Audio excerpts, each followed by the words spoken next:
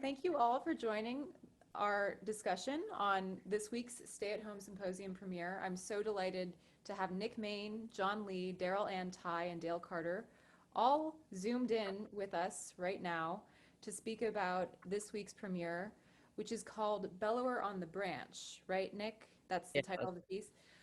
So I wanted to start by asking Nick, you're doing something kind of unusual in that you're the first composer who selected two original Hmm.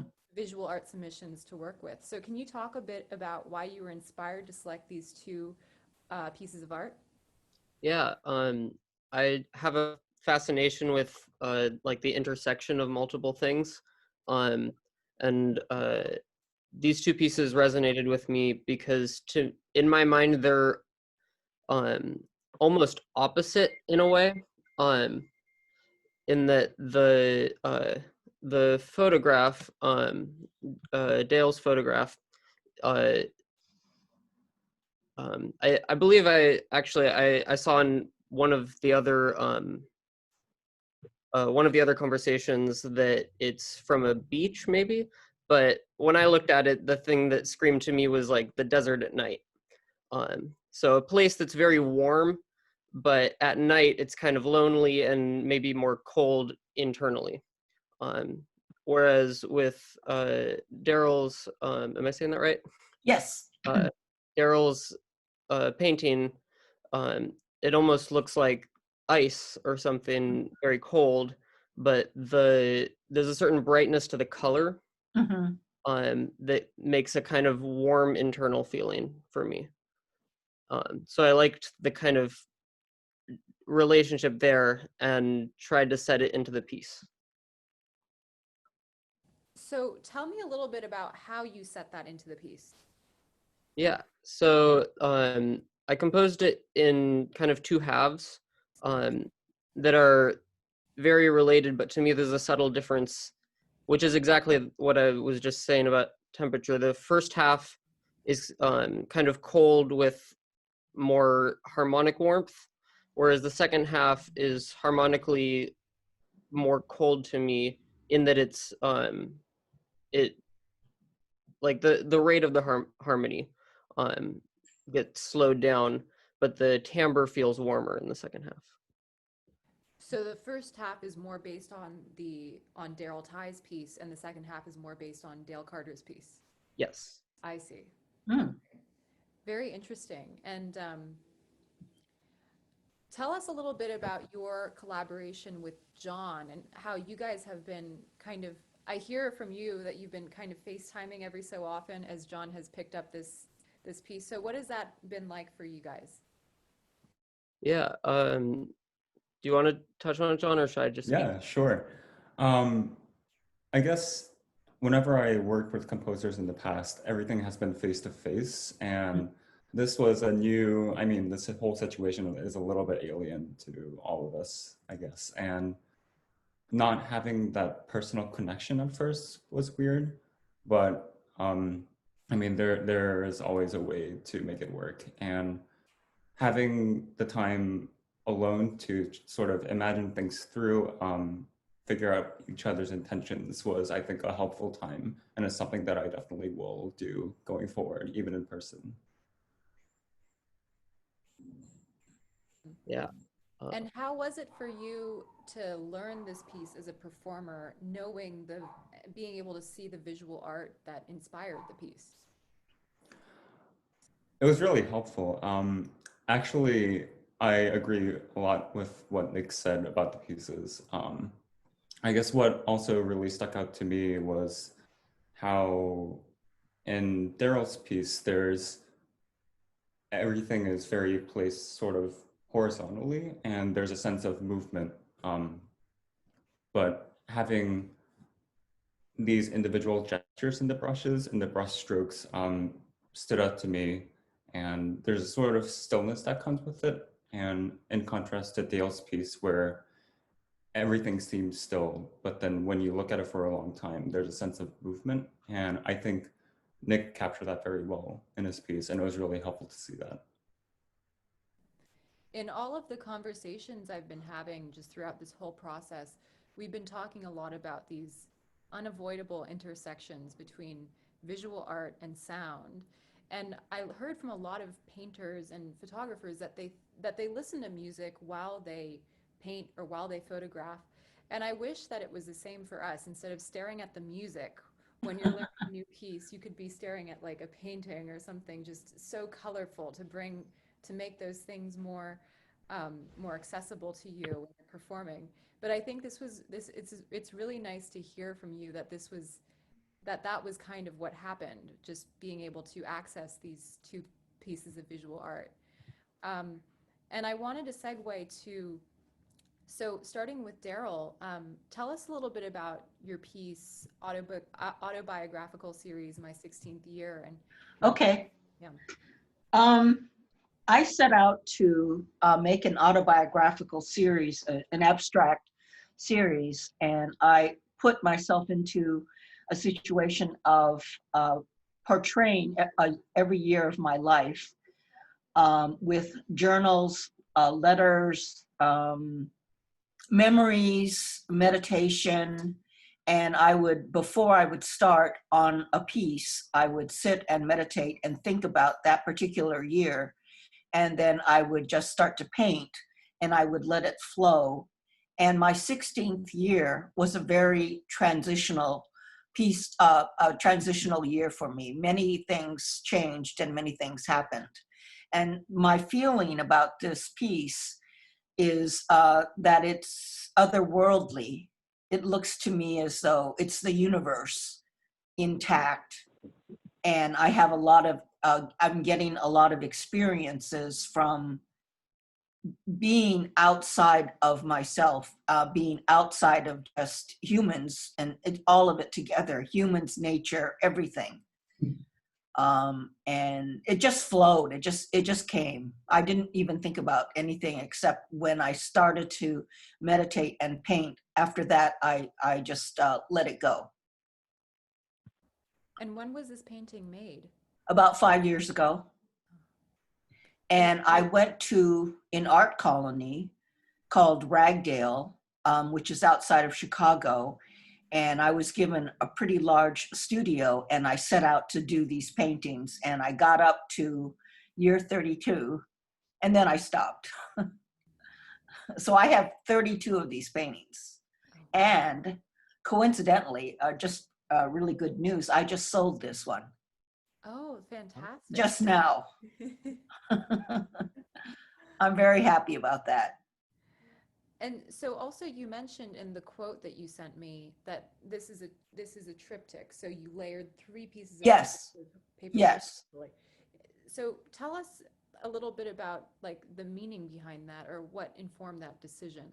I think part of it was an Asian influence of scrolls, and also setting myself up as a problem to solve, where each individual part of the painting stands alone, and then together they flow together. And so it's a triptych. So each part of the triptych stands alone, and then the whole thing comes together as a whole. I don't know much more to say about that. I just love the form, Mm-hmm. the horizontal form, because usually I paint vertically, but this was a choice I made to paint horizontally and to do it in a scroll-like way. Well, thank you so much for sharing that. Do you mind just tilting your screen a little bit more so that we can see more of your face? There? Is that better? Perfect. Okay. So next up is Dale. So can you speak a little bit about the inspiration and your process behind Ridges and Sand 2? Sure. Well, a lot of my life has been spent around the ocean, even though I completely understand how the aesthetic might compel one to think it was the desert. And I remember seeing a Mark Rothko painting at MoMA, and sitting in front of it for about a half hour and getting this real sense of serenity and contemplation is very contemplative. And when I saw this scene down to the beach in the late afternoon, right at sunset time, I was reminded of Rothko. And so I tried to capture that meditation feeling, that meditative feeling of his work in the piece. And I tried to flatten the plane to keep it somewhat two-dimensional, as in a painting. And I focused on the central picture plane and let the outer edges be a little bit blurry, so it would have a painterly feeling about it. And I really like to capture those sort of fleeting moments, because the tide had just rushed out and the water had just rushed out, receded, and was about to come back in and cover that scene. So I captured in that short moment that was available to me. And, you know, I really feel that photography captures more than I can see with my eyes, more objectively than I can see with my eyes. So I allow the photograph to sort of speak for me, and that it's challenging for me to think that my words can really explain the work. And again, letting more the photograph speak for me. So that's kind of a general overview of the piece and the process of it. Well, thank you so much for sharing that. And it's interesting because you talk about the meditative quality, which I think is something that, John, you were mentioning earlier, how when you stare at Ridges and Sand too, there's this feeling of stillness at first, but then you see the motion inside. And in the performance as well, there was quite a meditative quality at times to the performance. So it really was felt across these different forms. I had another question for Nick. Tell us about the reason that you titled the piece Bellowers on the Branch? Bellower on the Branch, yeah. Bellower on the Branch. And also you wrote a poem. So if you could talk about that as well, that'd be great. Yeah, so I wrote a poem to go with the piece. I've been getting really into epigraphs, and this one kind of ran into a full poem. And the poem matches the same structure with the temperature thing, and using like cold and warm emotion at different times, and yeah, so that's really what I titled the poem, I guess, and the piece to go with it. The poem talks about snow buntings, which is kind of bird that migrates when it gets too warm, and yeah. Would you mind reading the poem? Yeah, Us? sure. As you eyed the sublime while we watched the sunrise, I thought about the view from the window.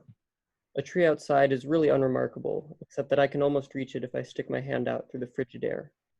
There's not much to admire. Catching spiders is easier than birds, and the buntings haven't come yet. Last year's nest fell into the bellows back in May, but I'll still sponge this pain, dwelling, biting the birds until we sleep like snails. A minute, life subsides. The window's broken and I've built my first bird box. And they've come, curled together, we've took notice, listening, and I'm walking out on you and the wind doesn't bother me anymore, but in the heat, they begin to wither, teetering on a weak branch. Lovely. Thank you so much for sharing that with us. And you're also, I guess, the first composer to write, to include a poem in this whole process. So what was behind that decision? Actually, the title of Darrill's painting, the fact that it's from an autobiographical series was really intriguing to me. And so I thought about how something so subjective can be autobiographical. And that just made me really want to write something that was, I guess, more objective than music, but still subjective, in that it's not truly autobiographical. I don't know much about birds, frankly, but something that had more rooted emotion, or I guess. I saw a piece back in high school that was it was for two cellos and had a poem that was read before it. And I thought the structure was really intriguing. Something about the fact that the cello plays in the same range as the human voice, more so than any of the other instruments, any of the other string instruments, makes it feel to me like it pairs better in a way. And I think that comes through very, very clearly in John's performance, like this feeling of like a very personal communication. Yeah. And I guess one last thing I wanted, so remind me, so the temperature thing, the first half of the piece is based on which painting? The first half is based on Darrill's painting. Okay, so it's colder to warmer. Yeah. So in your conversations with John, when you were FaceTiming and kind of, well, talking through the piece, was like this idea of warming up through the duration of the piece, like something that you spoke about? Not a lot, actually. I mean, I think, I mean, my first rehearsal with John, he gave me this recording beforehand. I didn't really talk. I didn't mean to dodge your question at the beginning. But how our rehearsal process worked was that he would send me a recording, because doing rehearsal via video chat live just doesn't work very well. And then we would call and talk about that recording and then test out a few spots. And the first recording he sent, I was honestly blown away. Like, I did not expect that his first pass would be like so incredible. And I felt like he really had a understanding of the piece already. So most of our rehearsal process was just nitpicky details. And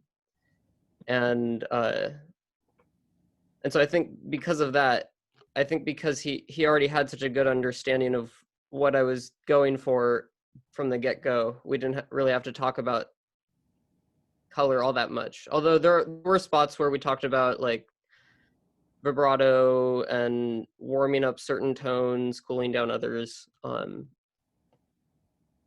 yeah. So what about for you, John? Like when you're performing this and practicing it and getting to know this piece, was temperature something that you were thinking about in making those decisions? I guess in a certain sense, maybe not explicitly so, but especially in the second half, where the next piece is based on Dale's piece, there's a lot of stillness that comes in the form of having this pedal tone that doesn't really change. And when it does change, there's a sort of new level of temperature change that comes with it, I guess. And I think actually having the painting and the photograph and Nick's poem, having all of those resources really helped to understand what Nick was going for in this piece. And I mean, I think if I didn't have those resources in hand, it would have been a much more difficult process, and perhaps using language in a way that doesn't really convey what each of these artists was going for. And I think that it really helped with the rehearsal process as well. Well, I'm so glad to hear that. I'm out of questions, so if there's something I missed, feel free to say it now. But all in all, I just wanted to say how grateful I am for this week's, like what you've all contributed, because it's really clear to me that you've gone above and beyond with this composition and with the way that both Ridges in Sand 2 and autobiographical series, My 16th Year, have been incorporated. So I couldn't be more thrilled with this. So thank you all so much. Well, I'm very thrilled with you. I was gonna say I'm so grateful to all of you. I mean, Yes. opportunity, playing the piece so fantastically, and letting me use both of your artwork as inspiration. It's really been fantastic. Yes. And Yeah, Audrey, I haven't. oh, go ahead. Oh, yeah. Unfortunately, I couldn't figure out how to listen to the piece, and so I can't wait for that. And thanks to everyone for participating in this, and Audrey for putting all this together. Oh, it's my pleasure. And I'll send you a link right after this call. I'll make it very easy to open up. Okay, thanks. Yeah, but thank you all again. Is there anything else that you want to add that I missed? I just wanted to thank you, Audrey, for putting all of this together. And I'm delighted to work with all of you. I'm very pleased that you chose my painting. Thank you for submitting it. We're honored to have your paintings, Darril, and of course your photographs, Dale. So thank you all for, I guess, creating something new in a very uncertain time. Yes. Thank you, all of you.